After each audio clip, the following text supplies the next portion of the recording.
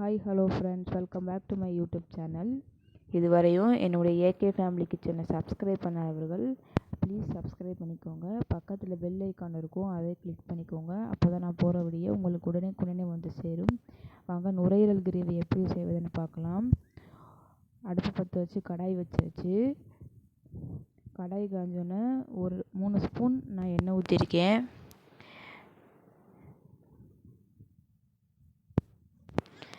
எண்ணெய் காஞ்சோன்னா 1/2 கப் பெரிய வெங்காயம் சேர்த்து நல்லா கண்ணாடி பதத்துக்கு வதக்கிக்கலாம்.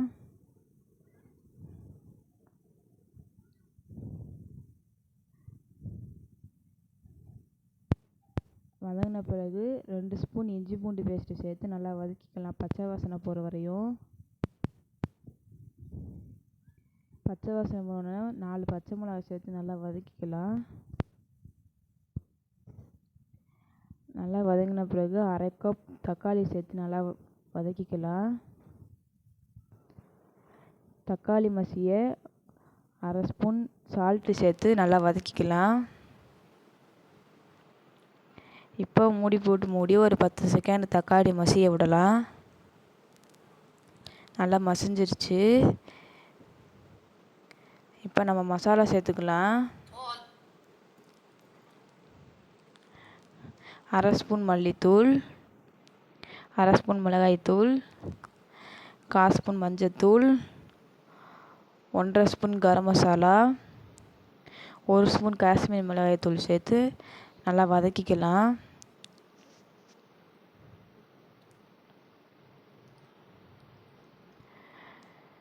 அடி பிடிக்கும், அடுப்பை சிம்மில் வச்சுக்கோங்க.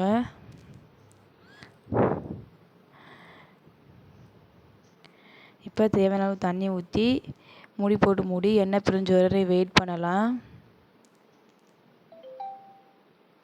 பாருங்கள், எண்ணெய் பிரிஞ்சு வந்துருச்சு.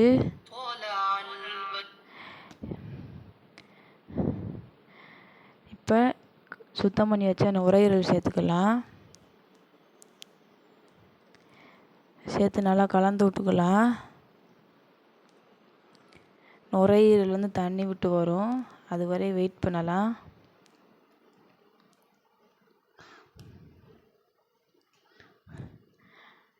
பாருங்கள், தண்ணி விட்டுருச்சு. இப்போ தேவையான அளவு உப்பு சேர்த்து நல்லா கலந்து விட்டுக்கலாம்.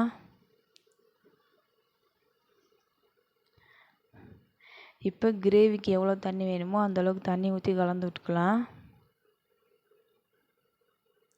இப்போ மூடி ஒரு 15 செகண்ட் வேக வச்சாச்சு. பாருங்கள், கிரேவி எவ்வளோ சூப்பராக இருக்குது. இப்போ 2 ஸ்பூன் தயிர் எடுத்து நான் பீட் பண்ணி வச்சுருந்தேன். இப்போ அதையும் சேர்த்துக்கலாம். அடுப்பில் சிம்மில் வச்சுட்டு தயிரை ஊற்றுங்க, இல்லைன்னா தெரிஞ்சு கட்டியாக வந்துடும்.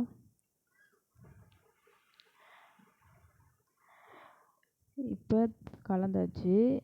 இப்போ பவுலையும் கழுவி நான் ஊற்றியாச்சு. இப்போ மூடி ஒரு 10 நிமிஷம் நல்லா வேக வச்சுக்கலாம். பாருங்கள், வெந்துருச்சு, எண்ணெயும் பிரிஞ்சு வந்துருச்சு, எவ்வளோ சூப்பராக இருக்குது. இப்போ ஒரு கொத்து கொத்தமல்லி தழை தூவிக்கலாம்.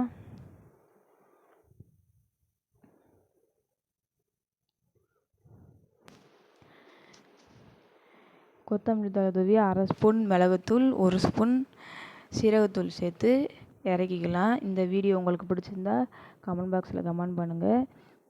தேங்க்யூ ஃபார் வாட்சிங்.